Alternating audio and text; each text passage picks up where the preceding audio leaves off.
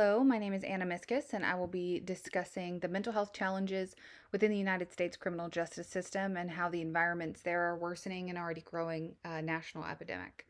The United States has seen an incredible uptick in the number of citizens suffering with mental health issues, and as a result, we've seen a shocking national increase in crime by those with mental health struggles.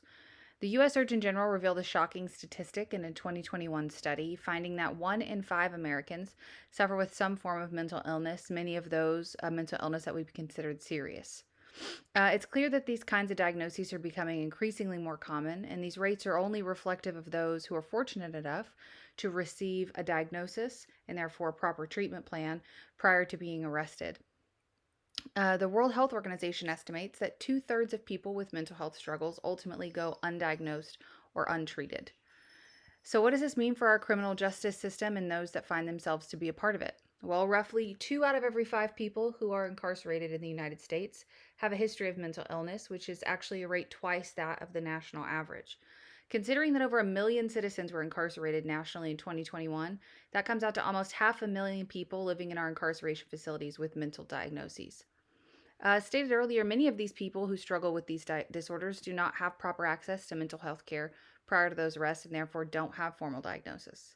Surely, at least those with standing diagnosis and properly outlined treatment plans receive the appropriate and necessary treatment once they're in the care of the court system, right? Unfortunately, not. The research tells us otherwise. Regardless of the mandates provided by these associated courts, 63% of those with a history of mental illness do not receive mental health treatment or medication management during their time in both state and federal prisons nationwide. Many of the standing conditions that exist within an incarceration facility do not lend themselves to those with these struggles. Loud noises, negative interaction with others, high levels of punitive process can often be enough to greatly trigger an onset of a mental health struggle. Many of these behaviors and struggles associated with these conditions are penalized as being defiant or dangerous rather than being recognized as a medical health crisis, and ultimately will result in additional time being added to their sentence.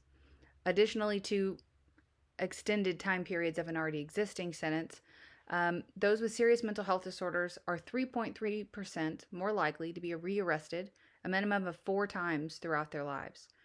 The increase of mental health behaviors resulting in arrest, in addition to the lack of proper health care while incarcerated, is creating a cycle in which more people are arrested and held every year and are going longer and longer without the proper treatment, putting more of a strain on our society as well as those who are working in those centers.